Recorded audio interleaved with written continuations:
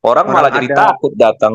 iya, Western itu kalau nggak salah di mana itu ya yang katanya protes ya di Bandung ya sama Toa ya si bule itu sampai dikejar-kejar itu sampai imigrasinya nahan-nahan itu Akhirnya kabur ya, dipulangin, Pak. kabur lah. Ini negara masih ngurusin Toa kan begonya luar biasa. Ya kan? Ya. Otak Goblok. didengkul bukan didengkul lagi ya di pantat kali ya benar ya. Akhirnya Oke lah Pak Paul, udah malam nih Pak. Kita tutup aja dipantat. kali.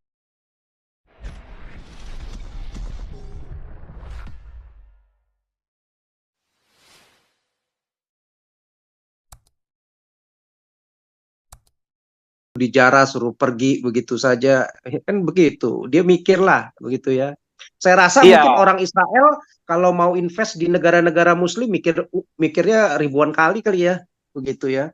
Ribuan kita punya kali kita punya padahal kita punya sejarah yang jelek juga Pak SK soal nasionalisasi hmm, perusahaan-perusahaan Belanda itu zaman dulu ketika baru merdeka. iya, Itu kan habis itu Pak diambil alih itu. Itu ya di sejarah mana-mana Pak. dari iya, diambil Hmm, alih sama pemerintah Indonesia pada waktu itu yang baru merdeka. Nah, itu mungkin dari sisi nasionalisme orang anggap itu biasa-biasa aja, itu bagus. Tetapi hmm. dari sisi ekonomi, dari sisi sejarah ekonomi jadi jelek nama kita, Pak, sampai sekarang. Jelek, Iya. Pak. Itu kalau itu jadi literatur di jurnal-jurnal ini mengenai nasionalisasi kayak misalkan Deca Pasye Bank gitu yang jadi Bank Indonesia sekarang. Jelek itu, Hmm. Pak. Itu pengaruh. Jadi makanya orang-orang barat itu sulit untuk diajak investasi ke sini. Yang berani invest di sini cuma orang dari Cungkuo aja, Pak SK. Kalau dari Barat nggak Hmm. berani, Pak, kalau besar-besaran. Tapi Amerika ini sekarang kalau nggak salah ada satu juga itu dia mengeluarkan undang-undang anti suap untuk perusahaan-perusahaannya. Jadi dia bikin undang-undang untuk melindungi warga negaranya ya yang berinvestasi di luar negeri, yang katakan misalnya investasi perusahaan di mana ada pejabat-pejabat negara misalnya dia berinvestasi di Indonesia di luar negeri gitu yang memaksa untuk memberikan uang suap, uang sogok segala, laporin ke Amerika. Amerika akan lapor ke pemerintahnya. Lu begini nih pejabatnya. Kalau memang caranya begini ya bisa di apa?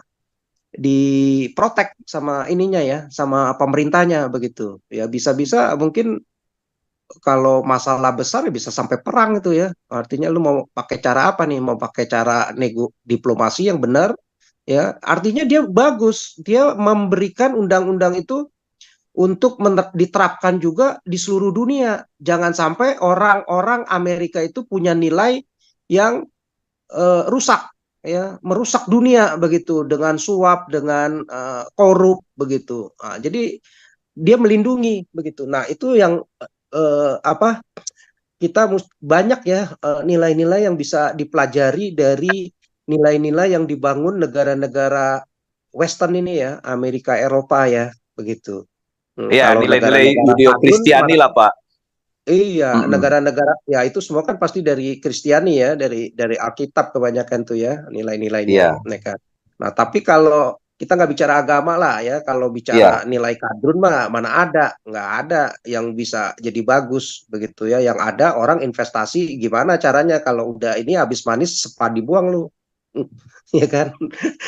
Ya tadi itu bisa dirampas ulang itu atas nama nasionalisasi begitu kan? Ah, itu Nah Pak, itu. itu cacat loh itu Pak di buku-buku sejarah ekonomi. Kebetulan saya kan juga suka update lah mengenai sejarah-sejarah ini perkembangan perekonomian Indonesia dari sejak zaman VOC kan. Nah, itu rupanya jadi Hmm. cacat loh Pak bagi negara ini Pak. Masalah nasionalisasi perusahaan-perusahaan Belanda itu karena wah itu artinya kalau orang sekarang mau investasi di sini nggak berani Pak. Jamin nggak berani. Iya, mikir lah Pak, begitu. Ya mungkin Mikir. kalau negara besar sih masih oke ya, tapi setelah dilihat-lihat nih beberapa pemerintahan, termasuk kayak kemarin si Jokowi dengan Freeport, main ambil alih begitu saja, pemaksaan kalau enggak ini ya.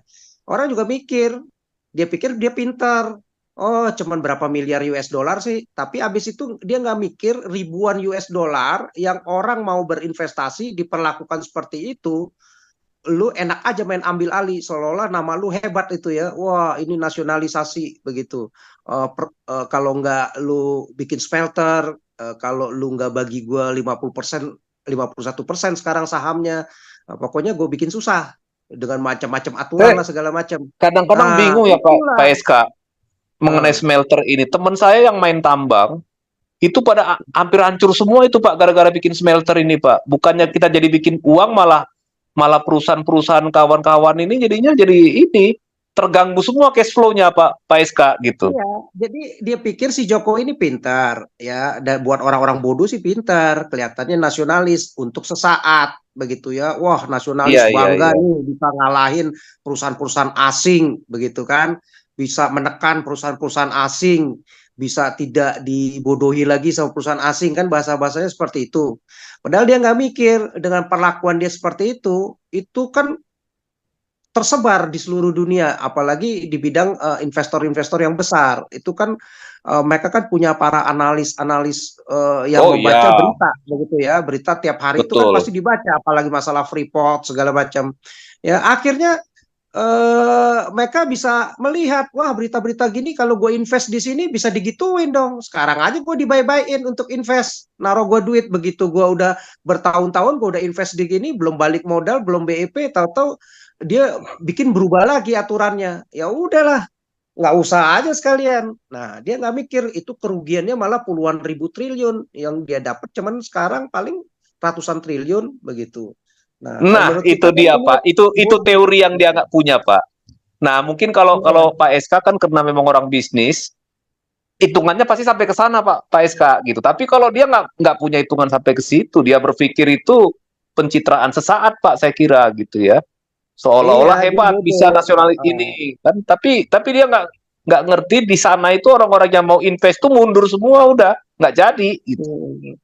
Iyalah, ini kan berita kan, apalagi udah sekarang zaman globalisasi ya, setiap perusahaan besar tuh kalau mau invest kan punya analisa, eh, bagian analisisnya ya, mereka pasti lihat dulu nih, berapa lama Iya, BEP-nya, berapa nilai besar, hukumnya, regulasinya gimana. Oh, dilihat nih regulasinya gila, perusahaan sekelas Freeport aja bisa diginiin begitu, dengan dali macam-macam kan. Kalau lu nggak kasih persentase sahamnya sekarang, smelternya lah, pokoknya diperumit begitu ya. Ya, intinya artinya apa? Dia mau ambil alih. Ya, terus kedua juga supaya ya pencitraan nama dia besar. Tetapi kan kalau buat betul, orang yang betul. cerdas mikirnya kan ini presiden goblok nih, ya kan? Present value-nya mungkin kelihatan gede, tapi future value kamu kan hancur. Ya, nama Hancur, baikmu betul. habis. Orang Present kalau value di gede, segi future-nya hancur, investasi, Pak. Betul, betul. iya.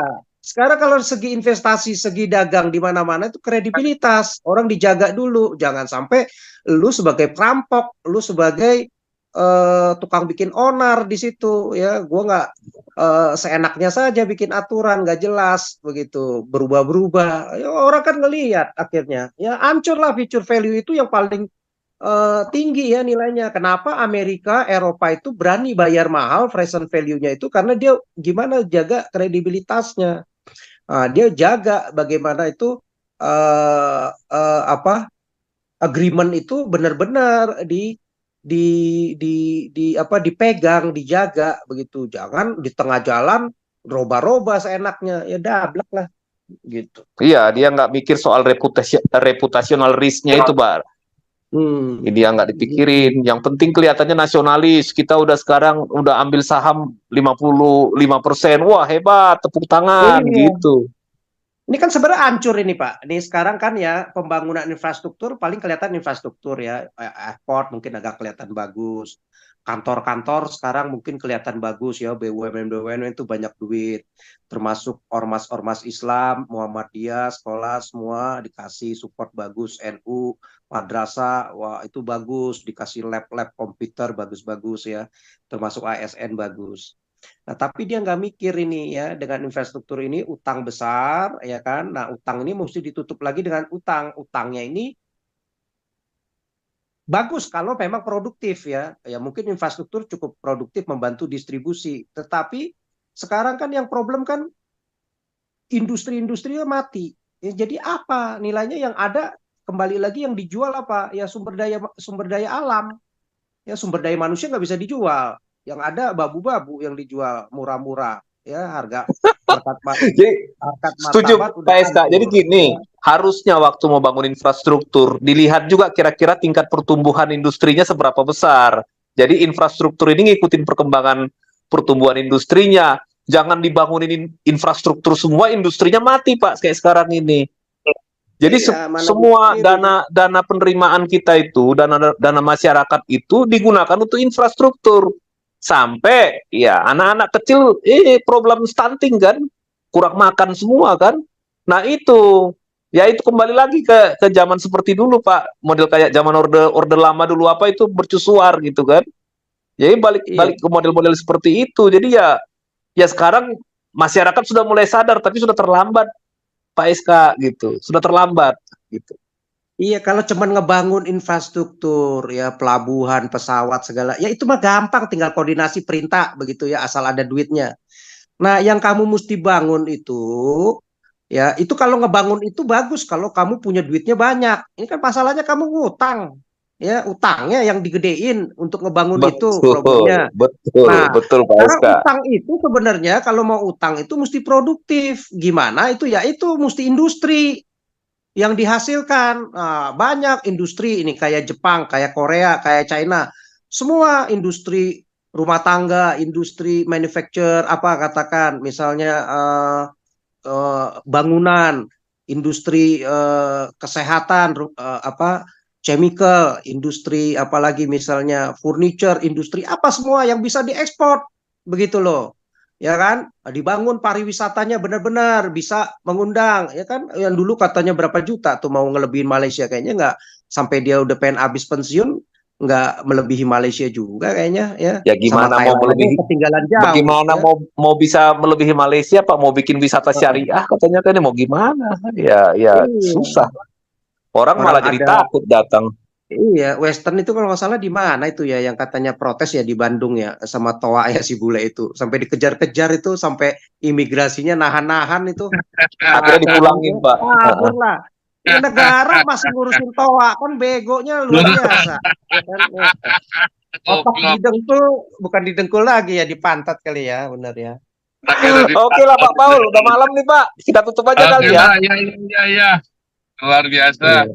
Ya, Tuhan Yesus memberkati kita semua. Terus bersuara, Tuhan berikan keberanian buat kami semua untuk terus menyuarakan kebenaran.